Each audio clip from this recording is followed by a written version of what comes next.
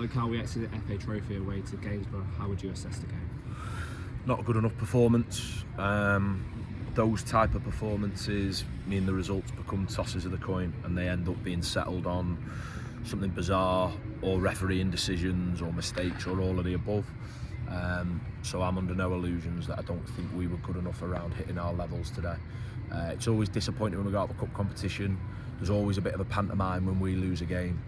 We've come and played an opposition that we showed a lot of respect to. They've hammered Boston in the division above, drew with them here, slapped them away, knocked Darlington out of this competition, the FA Cup. They play league opposition. Let's not kid ourselves, we played a side in the division below. It was always going to be a tough test. They're flying at the moment, but I don't think we've put on the type of performance that is required for us to hit our levels. What I'm more frustrated about, disappointed to go out of the cup competition. My record in the FA Trophy is horrendous. The clubs ain't great, and later in the season you can almost look back and go, right, sometimes being out of competitions helps you. I don't feel like that this evening because I'm just fed up of what we're like on the road at the minute, and the same result and a Chester nil is probably the bit I'm most frustrated about. So I'm more interested in just the game in isolation. Not happy, not done enough, and yeah, frustrated all round. You alluded to it there earlier in the question. Ultimately, the game's kind of decided on two decisions. Of course, Jack Bainbridge's red card in the 83rd minute, and of course that goal with about 5 minutes left of the game. What did you make of the decisions? Right, first and foremost, it has to be about our performance, and I think our performance fell short. I don't think it was a great game. I don't think either team got on top. Neither team's taken chances. We've probably had more of them and just haven't had the quality around the box. And like I say, if you do that, you allow the game to be settled another way. If it finished 0-0, it would have been penalties. It might be the referee decision or it might be the goal. I don't believe it's a red card. Do you know what I always get frustrated at in this competition? Actually one of the top referees was at the Darlington game, whose name always escapes and I feel really rude about that. And was like, oh, the referees comment that can be really fair and really articulate. So I'm not one that comes out and hammers them. When I see a referee that I don't recognise and we get them in a cup competition, that always worries me because generally that means they don't referee in the National League. I don't get why we bother going and having a conversation. We exchange team sheets and we get spoken about what it's going to be like. We talk about the threshold for fouls. So first it was dead low and then it was dead high and he chopped and changed. It's difficult when there's no fourth. I don't think it's a red card.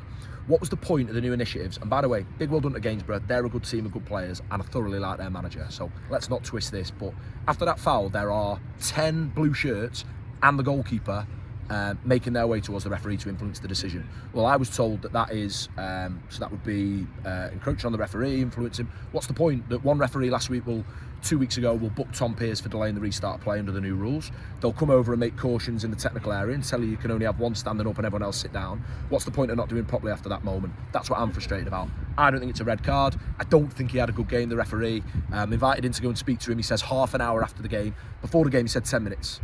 10 minutes after full time, so now it's half an hour. And as for the goal, he's telling one of our players that the goalkeeper hasn't got control of the ball in his hands. I don't know who's made contact with him. Our lot are saying it's one of the opposition forwards. If that is, and he's made contact with the goalkeeper, that's a foul. Why set your threshold so high for a red card in the middle of the pitch and then so low that someone can make contact with the goalkeeper?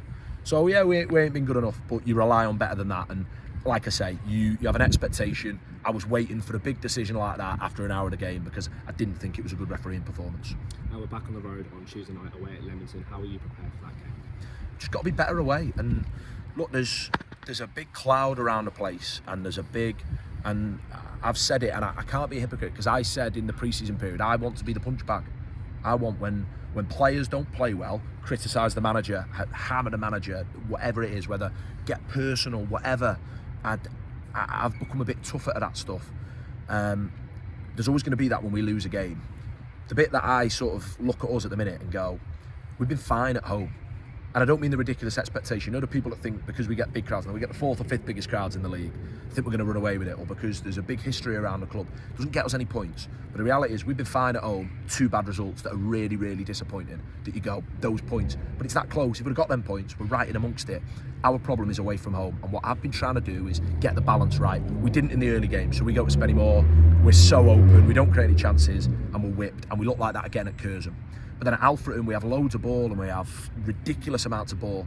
don't create as much, but just look so weak and easy to play against. You get the balance where we've looked solid today for 90 minutes, but I thought we lacked quality in the final third, and getting that balance is the simple difference at the moment for our league position from the top of the league. Is that at home we'll be right in amongst any team's home record.